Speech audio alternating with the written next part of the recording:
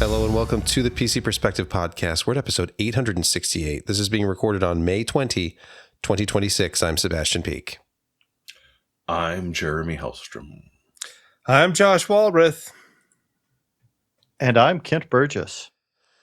No Bront Vanderberg tonight. He is, we think, back in the Turkish prison where he had been let out, I thought, for good behavior. I don't really know what to believe anymore. He's a man of mystery, possibly an international man of mystery. But we will proceed without him. It'll be very sad because Insecurity Corner will be a very, very lonely place indeed.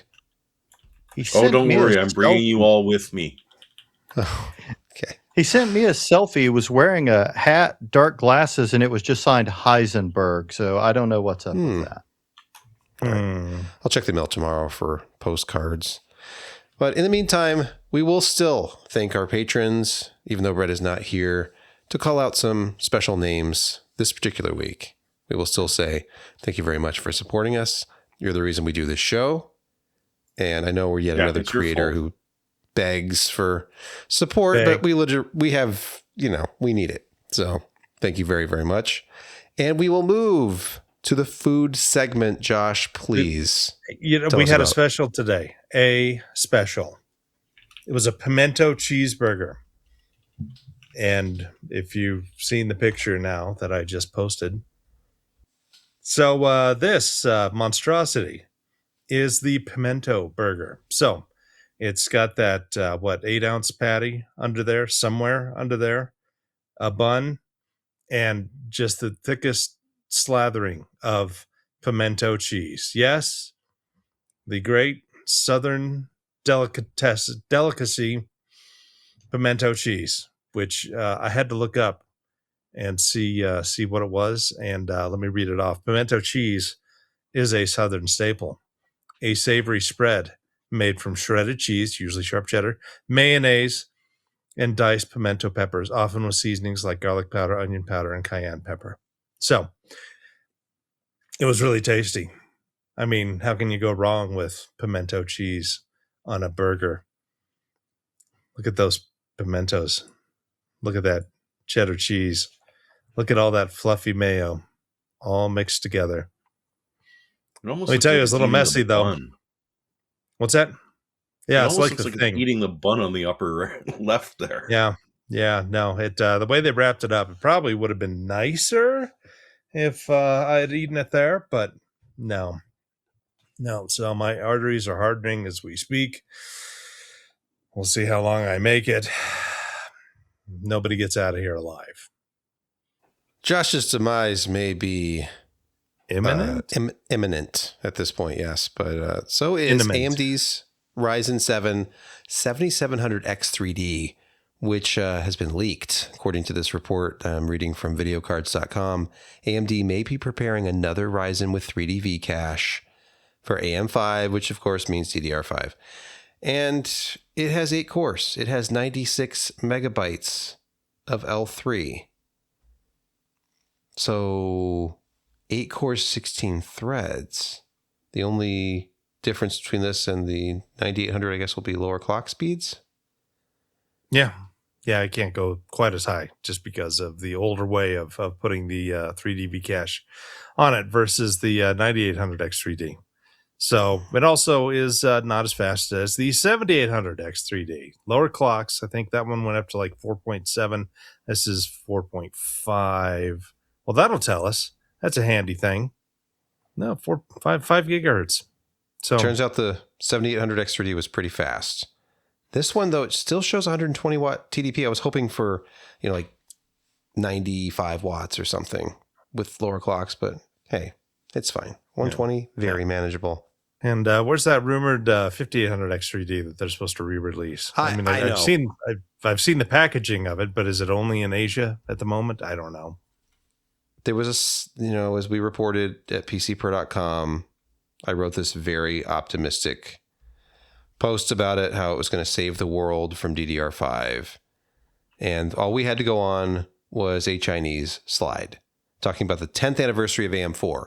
And what better way to celebrate than to re-release the greatest AM4 processor of all time and one of the greatest gaming processors ever. I said in the article, we might be jumping the gun, but, and then of course, we haven't seen anything here. Yeah. Oh, very sad. It is very sad. But you know what isn't sad?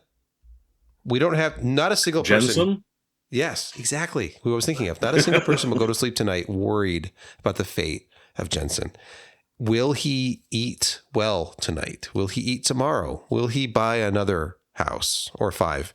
And how many spatulas does he need? Yeah. Infinite. Josh? Yeah. Josh, will you please tell us about AMD's financial report?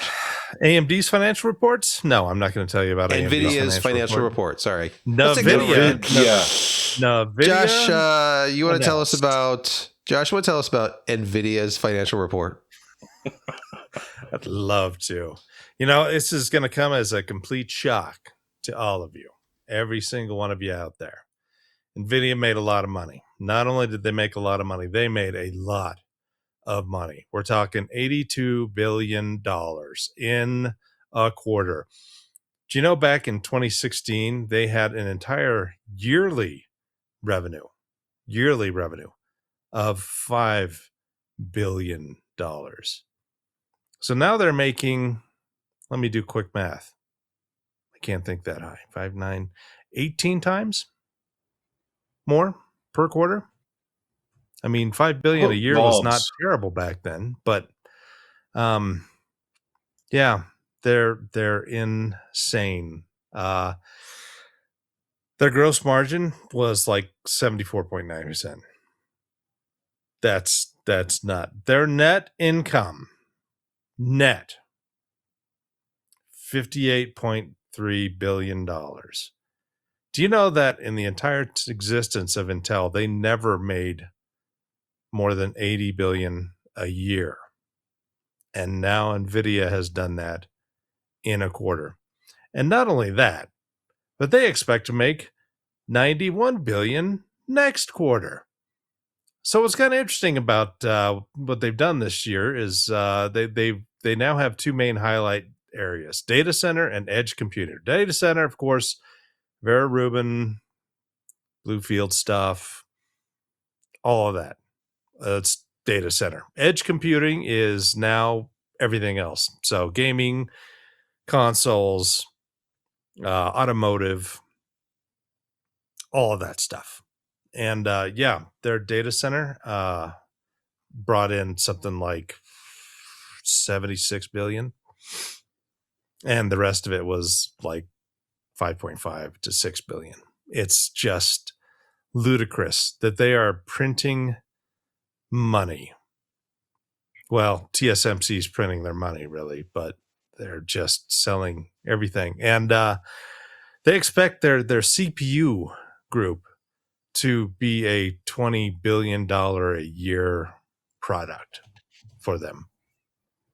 That's just, I mean, think about where they were in 2008 when they released their first Tegra. It was a single core, not very good cell phone. It was an ARM 11 chip. And, then the Tegra 2 came out, and they had a couple of cell phone wins, and they've done the Nintendo, the latest 2 generations of it. And probably one of the best home theater media streaming thing, their Tegra, which people still love. And now they've converted that into a high performance CPU group that is going to make $20 billion a year for the next couple years. They're spending like $80 billion in share buyback over the next year. So if you invested in NVIDIA, you're probably pretty happy, especially if you did invest like 10 years ago. If you invested in 2000, you would be exceptionally happy. This company is extremely aggressive. Jensen is extremely aggressive. If you've ever read The NVIDIA Way by Take Him, they don't hire people who are lazy. It's incredible amount of go-getters. And if you are one of those lazy people, you don't last very long. So yeah. You don't last your first 20-hour day? No, pretty much. Yeah, No. it's insane. But yeah, they made some money. So that was Gap numbers, of course. But yeah, they're on for a really, really large year ahead. Yeah, even just this year, they've gone up quite a bit in share price. And if you were to do, going from what 130, 5 years, good Lord, look at that. That's Writing- a perfect Writing crypto and AI right here. The y-axis there matches the same angle as the Embiggen full screen at the corner there, doesn't it? Mm-hmm. No, actually, it's still going up sharper. Yeah. So bloody hell. They're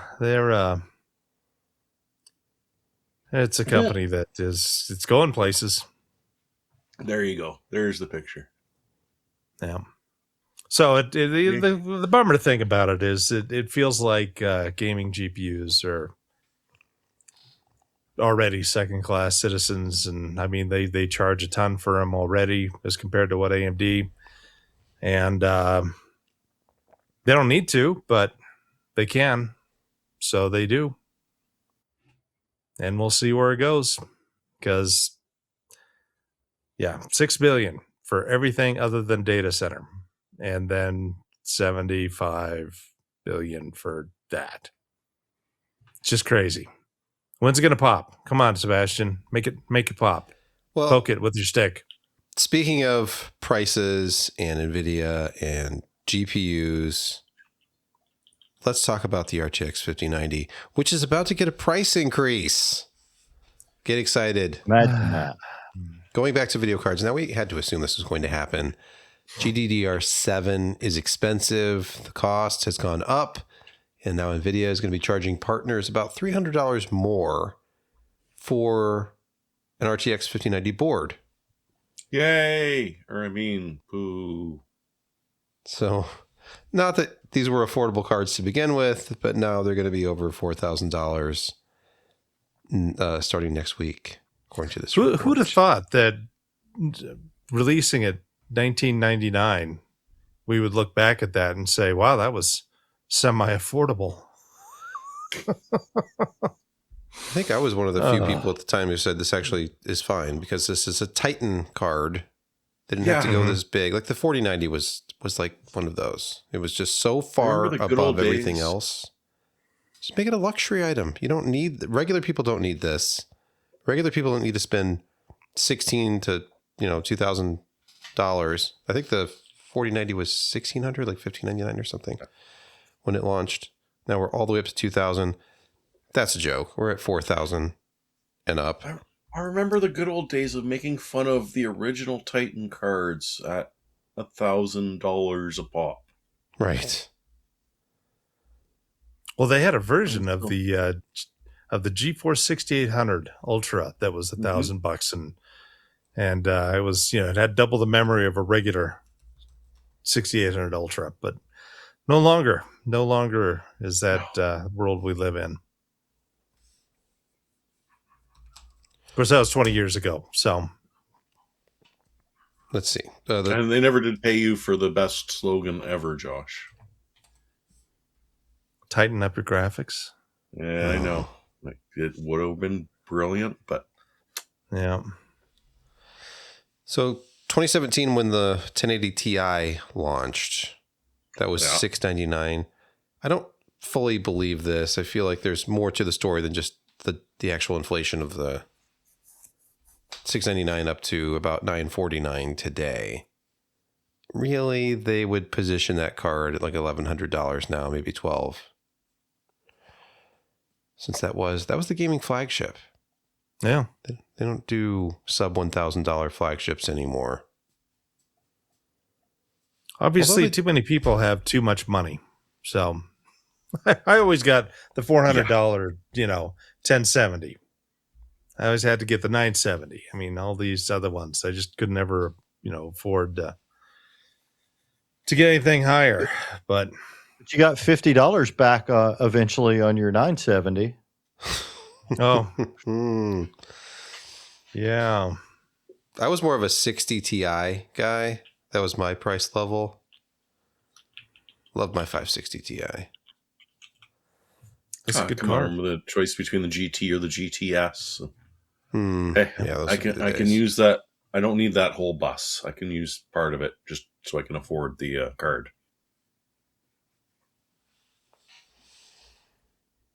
I was always buying cards that were like 3 years old and then overclocking them and trying to get them up to the current generation.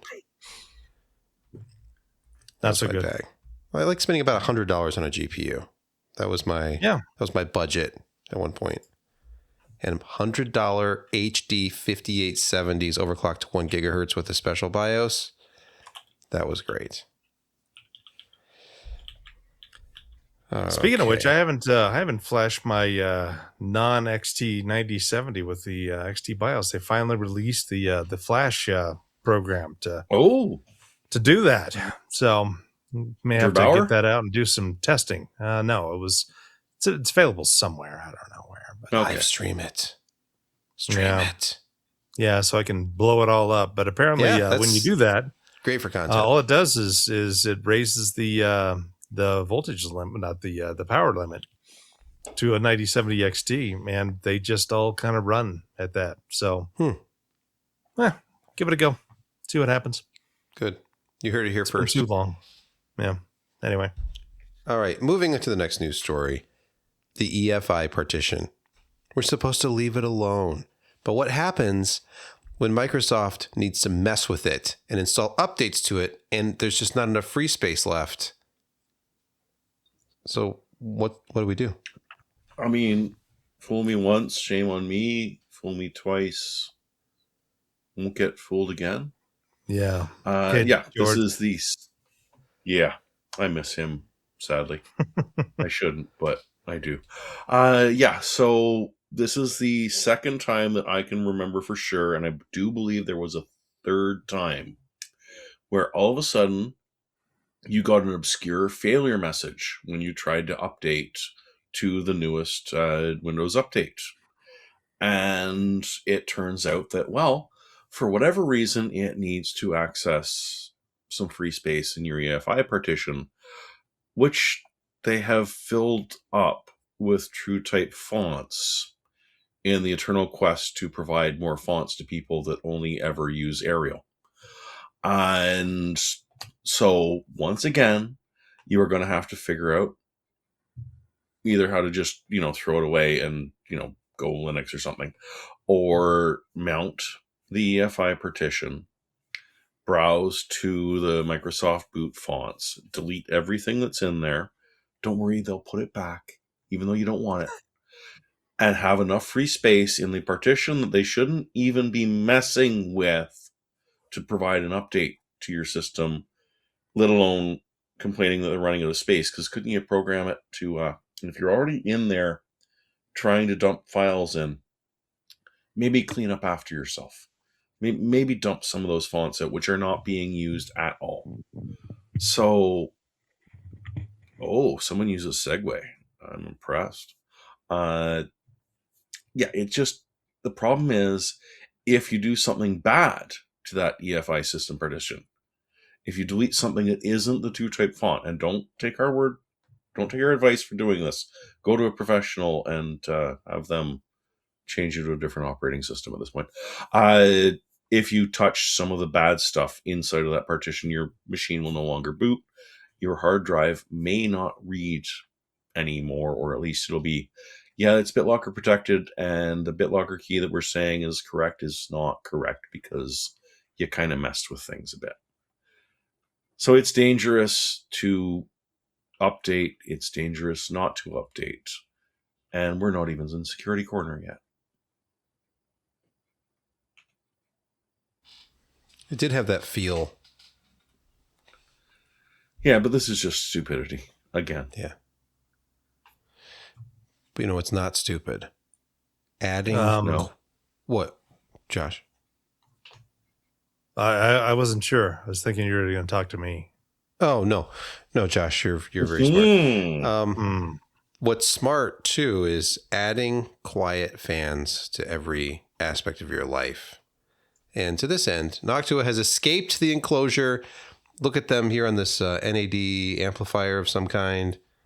They're ready for the home. Noctua Home.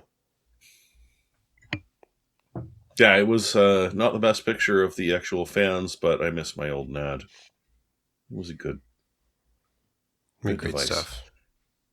So yeah, Noctua has embraced, because maybe you don't know this, they did a lot of industrial cooling. So for various power stations and such, there is much larger Noctua fans than you might know about. So they thought, hey, the computer enthusiast is paying an obnoxious amount of money for things right now. So why shouldn't we take advantage of that? And we're going to use our Chromax Black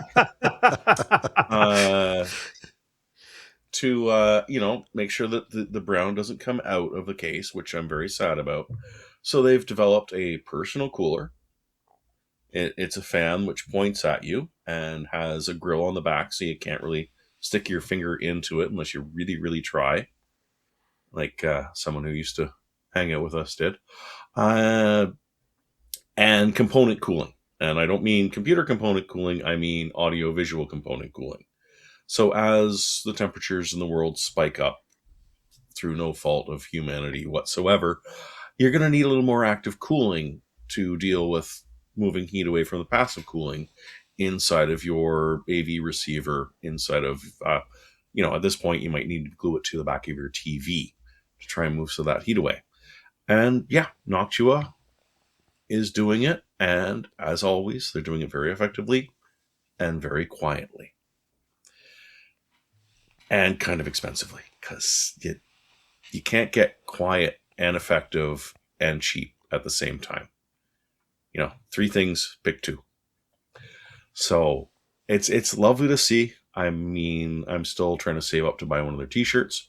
So I don't know that I'll be able to afford one of these to cool off some of my Fozzied equipment. But it's kind of nice to see, and kind of hurts that they are charging an arm and a leg for it. But you too can have Noctua everywhere. I didn't look at the price. What is it, like $100 for one of these fans?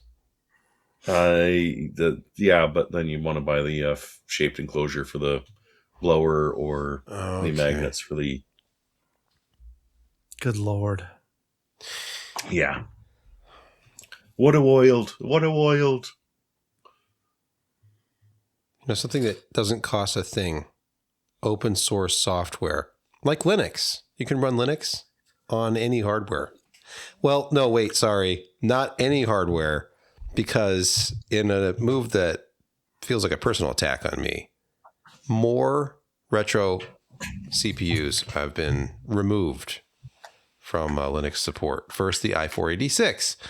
Now, the 586 and 686 removed, abandoned. It hurts, doesn't it? It's a K5. It's like what, 200 megahertz? Oh, no, it's PR. Yeah. It was slightly below 200. Do you remember the Celeron? The original Celery that you could overclock insanely.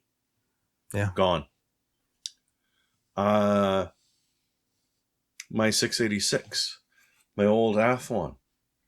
Gone. I mean, why am I even saving it at this point? Apart Look from, at that thermal goo.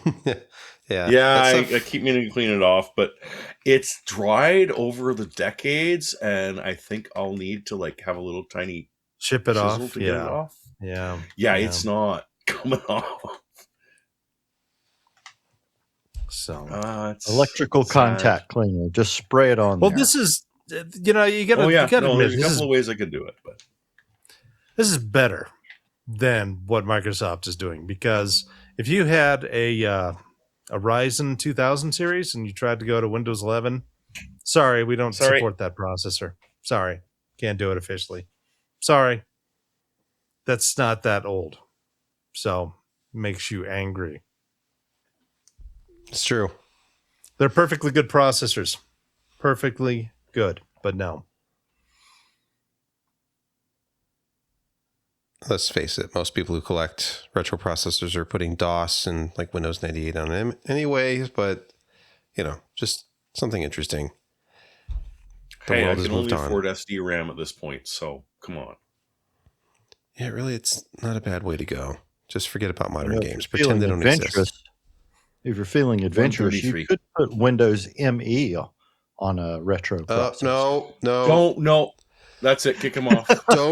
Don't listen to fellow Ashvillian LGR, because Clint had to put together a very specific build to do his Windows ME video, which I think has a couple million views on it. So like a flamethrower, sandblaster, crusher.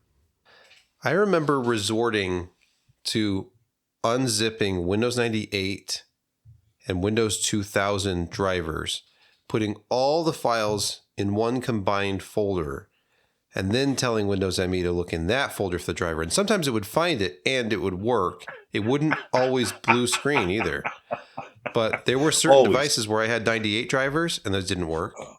2000 wouldn't work. But some magical combination sometimes would work. I have both the 16-bit and the 32-bit versions, so this 24-bit version will work. Oh, damn. All right, this is just awesome. At least it's awesome looking. If you're one of those people who remembers the early 2000s and massive Kappa heat pipes, early to mid 2000s, look at this. This is... You can't see it if you're listening to the podcast. We're looking at an anniversary edition of a Crosshair motherboard. We have a Socket 939 monstrosity over here. We have the latest and greatest over here. Look, they have a lot of shared design features. Almost like they did that on purpose. It's almost like the same company produced both motherboards. How strange. So mind blown. 2006, this was a Crosshair motherboard, the original ROG Crosshair. It is just, look at all this copper heat pipe action. There's at least 2 copper heat pipes here, possibly 3. Yeah. You had to pay extra to get that shipped to you because it weighed like 8 pounds. It was brilliant. And now I think I even had one of those. I got sent one for some reason, and it always ran a little hot. I don't know why, but it was put the a actual sweet fan board on it. Yeah, you need to put that black fan pointed directly down. No, there was something wrong with it. And so whenever I put a CPU on there, I had to really super cool the CPU because it was, anyway, regardless. Yeah. So you're saying they didn't do that for aesthetics. They did that because it was the only way the board would run. Pretty much. Yes. But now it's nostalgia. It's pretty though. Whoa. This is disappointing. This looks like copper-clad aluminum. It says, we'll start with the coppery sheen that abounds across its surfaces. For weight considerations, we've updated the heatsink material to the lightweight aluminum that we use for cooling today's high-end performance motherboard. But I'm hanging a 10-pound GPU off of this. I'm not worried about weight. I want copper. Well, you know what? Copper is really expensive right now. Look at this backplate. Yeah. What if that had been copper? Oh, you could just be like 25 pounds. Cost you $2,500 is what would happen. But everything costs $2,500 now. I wonder what those dots are. Are those testing voltage points? That's a great question, Josh. I bet it is. For your probes, you know what I'm saying? Oh. Are they? Bigger picture. I'm looking for information. Wait, is that for the OLED panel, or is that some kind of No, I'm thinking that is extra electrics. So yeah, retro, but not real copper. So that's a disappointment. Oh. Hey, it still looks fun though. You can afford real copper nowadays. I wonder how much that goes for. Probably $1,200 US. 13. This press release did not mention pricing. Yeah. Let me go down to the bottom. Maybe it says where you can buy it, when you can buy it. Oh, contact your local ROG representative. That's never good. If you have to ask the price. Right. You'll ask, and then they will write something. They'll write something on a piece of paper. They'll fold it up, and they'll slide it across the table at you. You can discreetly look at it.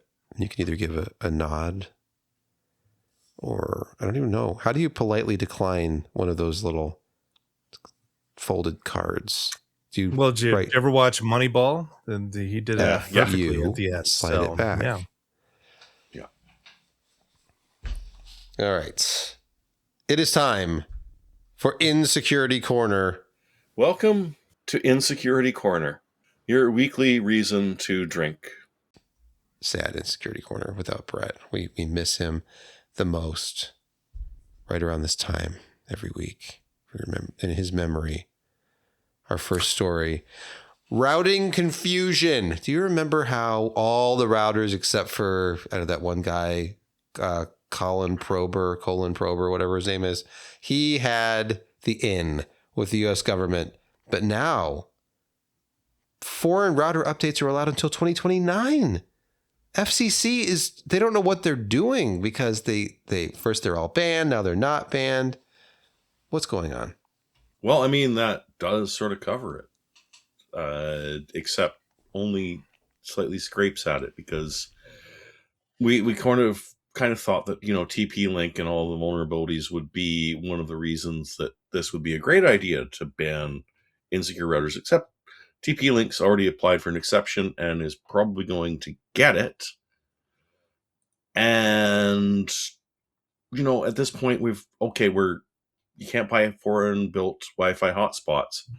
Oh, except that's all of them. So we're going to make exceptions for some of them, but you've got to go to our website to figure out what they are or not, because you definitely, as a consumer, when you buy networking equipment, deeply research what router or you're buying, what switch you're buying, what Wi-Fi extender you're buying. It has nothing to do with the price of it. And ISPs, again, are going to not really care. But the backstepping on this has been absolutely hilarious from the FCC because, that's it. You're not allowed to buy any new ones, and there's no updates for the existing ones because that's security theater. And there's totally no exceptions, except now there's going to be exceptions. Oh, and you can still buy some that are still on the market. We just don't want new models coming out. And yes, someone told us it might be a good idea to let you patch, at least for the next couple of years. So at this point, as of this exact moment, you'll be able to patch your network equipment up to 2029. Who knows what tomorrow is going to bring at this point? It doesn't make any sense. It's totally unclear. And, par for the course. Just update your router. Just update all of your network security all the time. And don't think that buying, non-consumer professional grade stuff will help, because it doesn't. Well, I liked how after a couple of weeks of the ban that Starlink and Eero both got go-aheads that they could keep, selling their stuff in the U.S. So, Amazon handles all my updates. So, well, and Starlink is sort of assembled in the U.S. I'm not saying produced, but it's assembled, sort of. Yeah, maybe. Ish. Something just brought up in our comments. I don't know if this was on the list or not, but possibly, but not necessarily related to the previous story. CISA exposed reams of passwords and cloud keys to the open web. This is not a breaking story, but it's from a day ago. I was going to add this, but I decided that, you only wanted so much of me. Oh, I thought that storing passwords in plain text is bad after all. I thought that was this story. No, but yeah, no, my God, it's not, Josh. As a guy who was a big admin on the government side, opened up a GitHub repository where it was just passwords and everything over plain text. Yeah. It was the keys to the kingdom, and a security firm saw it, and I think they notified the people really quickly, and it got taken down. But who knows? Who knows who got what? Because how that could was you notice absolutely files such as AWS Workspace Firefox Passwords.csv? Yeah. You know, how would you notice this as external secret repo credits.yaml? I mean, no, this speechless. Yeah, it's government work. So there you go. Yeah. So just in case you thought GitHub, oh wait, they're owned by Microsoft too. Wow. It's like we've collected everything together into one bucket of just not doing your job well. There's someone that's a little bit upset about this and have been releasing a number of Windows 0 days over the course of 2026. And they're not stopping. On the one hand, you know, it's Robin Hood was a great character, but not really good when you think about the entire chain. And being really mad at Microsoft and releasing 0 days also doesn't really help. But there's two of them today, or well, I guess this is earlier this week. Yellow Key and Green Plasma. Yellow Key has actually been released in full, and it is a way where if you get a hold of a computer, which is BitLockered, and you have a USB drive, and you can plug it in and be left alone for a little bit, you can break that BitLocker encryption and get everything off of that drive. Sort of the exact opposite of what we thought BitLocker was for, which was not to annoy our users, but to protect all their data.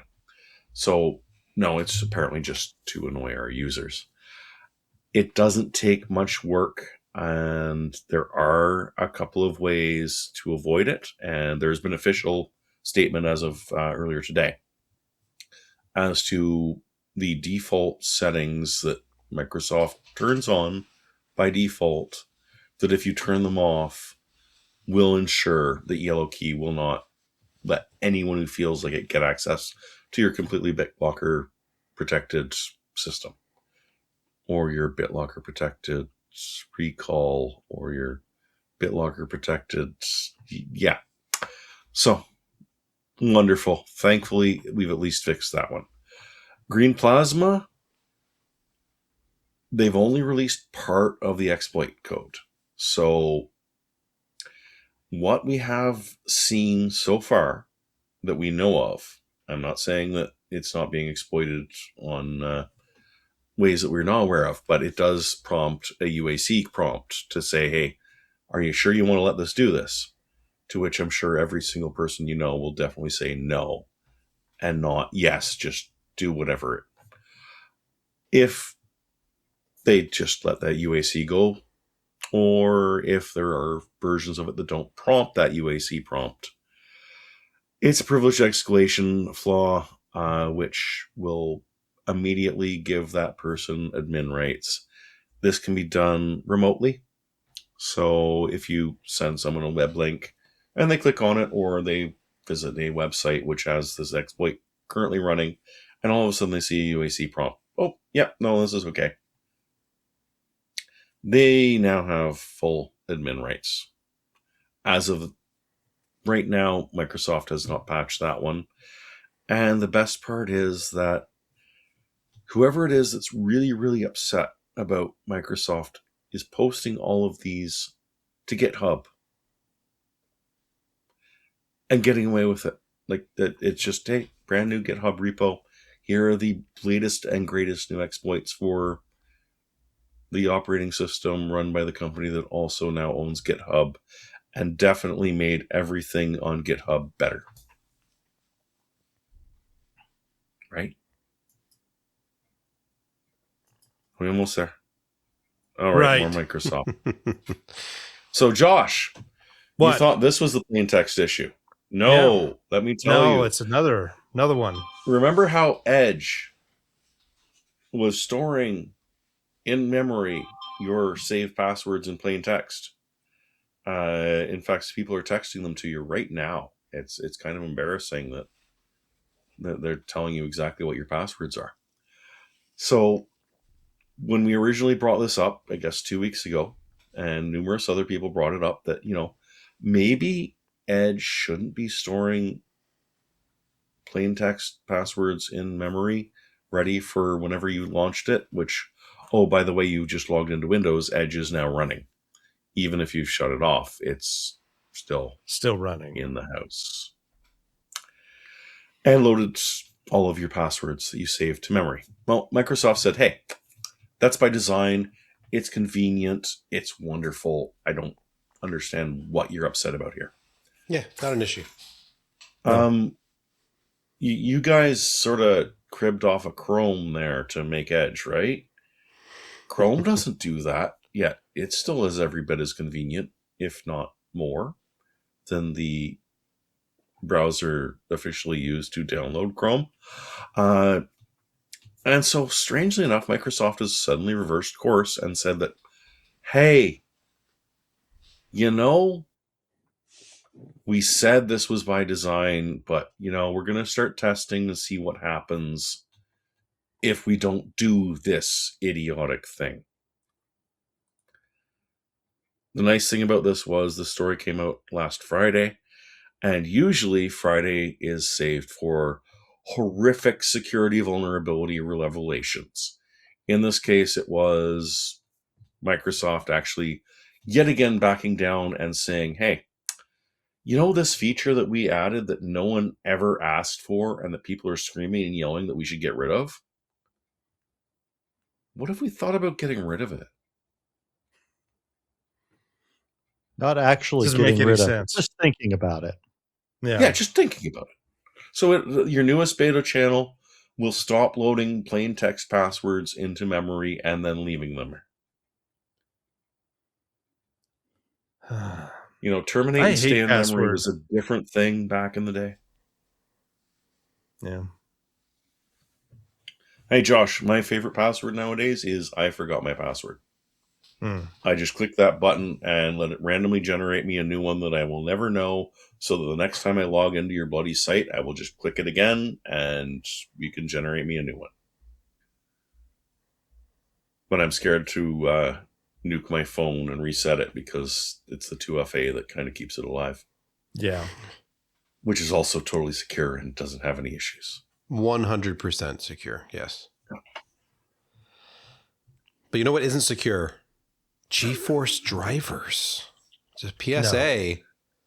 No. This was not from today. What was this? Maybe it was from today.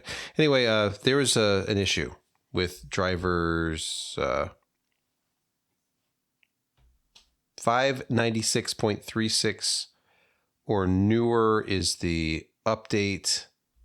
I'm looking to see what the actual issue was. Whatever the previous release was. 596.36. So you need 596.49. Hold on. Where? Let me actually read this. It says here, for GeForce users on Windows, NVIDIA lists version 596.36 as the updated R595 driver with the security fixes. The latest public game-ready driver is already newer than that with version 596.49 released on May 12th. So this is a few days old. This is we didn't podcast for a couple weeks, so this was an update from the 18th, so just a couple of days ago. So yeah, if you updated your GeForce drivers for Forza Horizon 6, then you're good to go.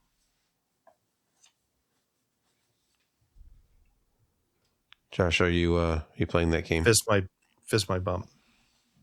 Okay. That's why he's only using one hand. Yes. No.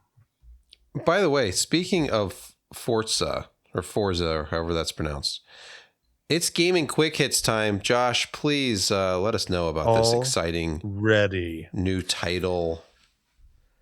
So if you didn't know already, Forza Horizon 6, their open world racing title, is released, and they went to the car crazy culture of Japan, and they modeled Tokyo City. I mean, it's not very big as compared to the real Tokyo, but it's a huge map that you can drive around for hours and hours and see new and interesting things, drive in all kinds of crazy little races. And it's not a sim title, but it is kind of a simcade. I mean, it does do some things nicely in the racing. It's not just a total arcade title. It is primarily designed for somebody with a handheld controller. But they did a whole lot better job this year with supporting wheels and force feedback. And it's a whole heck of a lot of fun. If you're a car buff and really into all kinds of generations of stuff, then this is the game for you. It looks great. It runs really well. I've got it on a 4070 Ti Super, running at 4K with pretty much everything extreme, and I did do DLSS 4.5 with frame generation, and I get about 91 to 120 frames per second, depending on the area. So it feels smooth, doesn't feel laggy at all. It looks great, and I mean, it's all in engine footage, and it looks fantastic. It drives nice and is just a whole lot of fun. And it's hours and hours and hours of exploring and doing things in a car. It's like a Sunday drive, but faster and in Tokyo. And you can, go into the mountains, go through some, cherry blossom leaves, all the fun things. The engine footage looks fantastic. The cars look amazing. How realistic is it mechanically? I mean, like if you're driving the 3rd gen RX-7 that they prominently show, if you drive it at, more than half throttle for like 20 minutes, does it overheat and then explode? I'm unsure. I haven't done that quite to that extent, but boy, it'd be funny if they put in a little Easter egg like that. Well done, Kent. Keep looking. All right, well, that was not Gaming Quick Hits. It was Gaming Quick Hit. It's over, but the show isn't over because we haven't listened to Jeremy talk to us about RGB yet this week. Take it away. It's true. So Lepro reached out to me again and said, hey, we've got a slightly new generation of the outdoor lights that we sent you and a new floor lamp. And I said, awesome. I'm not really that interested. And then they showed up. So how do you say no to someone who sends you 200 feet of lights for your backyard to add to the 100 feet that you already got from them, which is unfortunately totally and completely incompatible because their second set, which is the EE ones, as opposed to the E ones, are split tails. So you can send one light direction one way and one light direction the other way, and still completely and totally waterproof. Absolutely gorgeous. Look exactly like the ones that I got. At the end of the review, if you read it, I put some pictures up. Unfortunately, the upstairs neighbor refused to go skyclad, but he does still feature in them. The one that was interesting is the one behind me that I was going to make dance for you here. It is very light and very simple and does nice indirect lighting. You can totally hook this up to your computer and have it blink with the sounds that you want. But if you put that picture back up again, Sebastian, what I really like about this one is the way the lights are designed.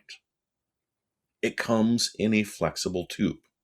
So while they do provide, a stand that you can put it in and some metal to attach together and run it along, you could, if you were inventive, literally do anything with this tube of lights. It's utterly flexible. The only thing it needs is the electrical power from the base that you can see right there. Audio listeners, it's literally just a base with some electrical connectors and a very flexible tube of LED lighting that you connect to, and away it goes. So if you knew someone with a metalworking shop, you could, create whatever shape you wanted and literally blend it into it. It is ridiculously flexible. I did try bending it in half and it did not care.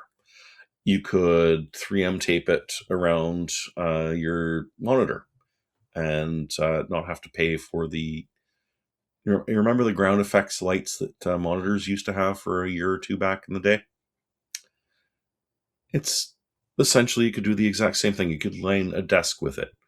You could put it pretty much anywhere. And I think that might actually make that a little more interesting, because most of the RGB lights you get nowadays, they're fixed.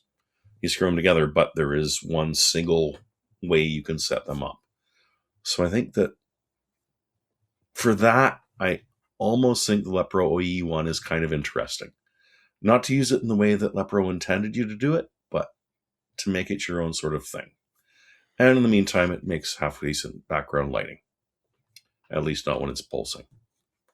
So yeah, thanks for sending them out, even when I told you not to. And yeah, the backyard is looking ridiculous. It now goes the entire backyard, and I've got a landing strip up the front, which you can't see for if I've got someone delivering something at night. Because, neighbors hate this one easy trick. Well, the nice thing is I just do a steady color. Right now it's a nice steady cyan. I don't make it go totally, completely disco because, that annoys me more than it does them. So yeah, take a look. They're on sale right now.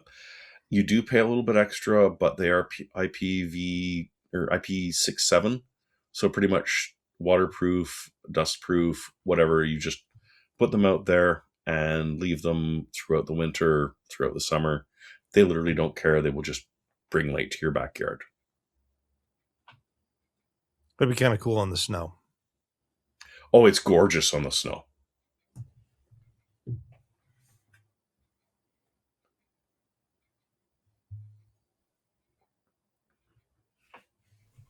Thank you for that, Jeremy. And we're going to move to picks of the week. Josh, do you want to get us started? Me. I picked this some months ago. Ben, I had to bring it back up because I actually did buy one. They went down for $777, then $799, and I picked it up at $799, and then it went back up to $999. So I was happy. But no, it's back down to $799, and it's the TCL QM7K 65-inch, and I've got that up in the sim room. It's attached to the sim machine, and I run sim racing games on it, and it's really awesome. So 4K, 144 hertz. It's 25 or 2600 individual backlit areas. So Ooh. Color is outstanding. Contrast is amazing. It does smear a little bit, which I was a little disappointed in. But for $800, getting a 65-inch TV that, gets pretty close to OLED type performance. OLED's still better, but it's also, $1,400 for something that size, we're getting a good OLED. So, saving $600 and getting a little bit of smear it's not a bad deal. And but when it plays back video, it's like perfect. So I have no complaints there. It's good for gaming, great for any kind of video watching. And it's relatively inexpensive. It's the only thing that's going down in price is TVs and racing gear. Hence my new interest. Okay, I've been interested in racing for a long time, but anyway.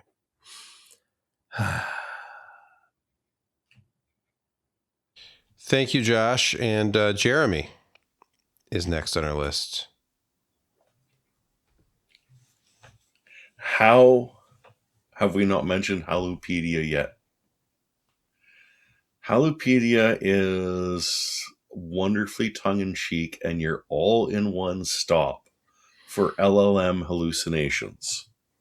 They are collecting all of these weird, references that an LLM has suddenly made appear. Oh no, this was discussed in the paper of the Ministry of Slightly Wrong Maps, which started in 337 AD. And we're going to reference this in your official article that you were too lazy to write yourself and used an LLM to and wanted some references for. So they're collecting references of all of the idiocy that spits out of LLM machines and saving it for posterity, and yet doing it tongue-in-cheek and treating it as if it is just underreported news that the mainstream media has suppressed, and that, this is the actual truth that no one really knows, but we do, which makes it even funnier.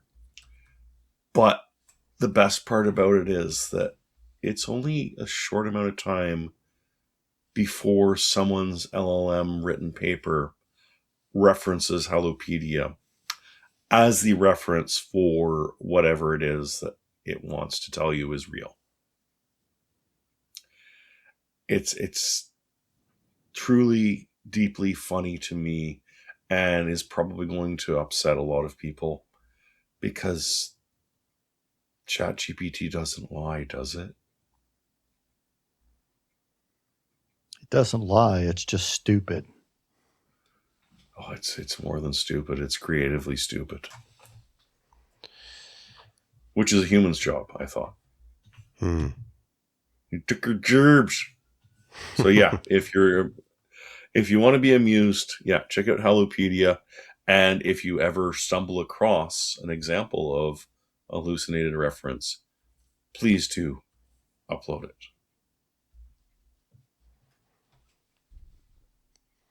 Thank you for that. Kent, do you have a pick this week? I do have a pick this week. Computer hardware prices are just going to crap. The world's kind of going to crap, and pretty soon there'll just be billionaires and peasants, and we're all going to be peasants. But if you still want a game, you can.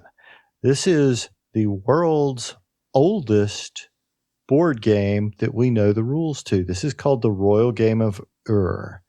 It's a Mesopotamian game. It's got a fascinating story behind it, actually. They had, archaeologists had the game pieces and the boards for many, many years and decades, but they didn't know the rules. And a curator at the British Museum named Irving Finkel, who's one of the few fluent readers of cuneiform in the world, actually found the rules to this game in a letter between two friends. And so they now know the rules to this game. It's actually really fun. It's a two-person game. There's a lot of strategy that goes on in it. And it's a really well-balanced game, because you may think you are winning heavily, but actually as the game becomes more unbalanced, it becomes harder for the person winning to win. It's a really cool game. You can get really nice looking boards for it. And I like it. $35. Very nice. Good pick. I have a pick, and it's... So, did Ia Nasir play it? That's what I want to know. Who? Ia Nasir. I don't know. The literally oldest customer complaint, the guy who sold the crappy copper. Yeah. I may be saying his name wrong. I don't speak uniform. I have a pick this week. I was looking for a low-profile mic arm. There is an Elgato product that's $100. It's the Wave mic arm. I'm not interested in paying $100 when there are lower-cost options on Amazon.com. So I picked one of these other ones. I don't even remember if it's the InnoGear or the Fi-Fi, and I've got to find the box. But it was somewhere, I think it was in between. I think I paid $45 for it, so maybe it was the Fi-Fi, but that price went up. It's really easy to get set up. It's really easy to hide all the wires. because these little metal handles come off with magnets. And I've got myself a low profile boom mic for about half the cost of what it would cost me for the Elgato branded product. So I'm very happy about that. And it looks great. I'm in the middle of a review for it right now. I took some nice photos so you can see the difference that it can make when your mic just sort of, the boom arm hovers about 2 inches above the desk, and I can just slide it around and don't have to deal with this big metal spring-loaded lamp arm contraption anymore. Yeah. So that is my pick. On it. I'm real happy for you. I know you are. I can tell. So we're in the end. It's the end of the show. The music has begun to play. The soft jazz music that's royalty-free from the YouTube audio library, which is really the best kind of music. Shortly after this, I'm going to walk out that door, and my wife is going to have a metal rod and kneecap me. Why? Because is that what those text messages were earlier? Well, yeah. I mean, she's going to go all married Tanya Harding? Yeah, Jeff Galooly and the gang. You take 1 week off, and every one of our everything goes down. Partners forgets that we do this show on Wednesday nights. That's just nice. What the are you doing in there, Josh? Are you talking to yourself again? Why do you have the door closed? I'm talking to my friends. I don't know any friends. Only relations. Yeah. All right, well, thanks for listening. And I don't know what's going to happen. I assume we'll be back next week. Got to find out if the podcast will get posted normally with Brett not around. But we'll figure it out. Something will happen. Do something. The YouTube show will get posted, so enjoy it there. Very few edits will be made. This was such a seamless, professional program this week. It's like we've been doing it for almost 20 years. Long silences. Yeah. You can do it in our sleep. In fact, some of us do. Probably do. Sometimes. All right. Well, on that note, good night and thank you. Good night, all. We appreciate you.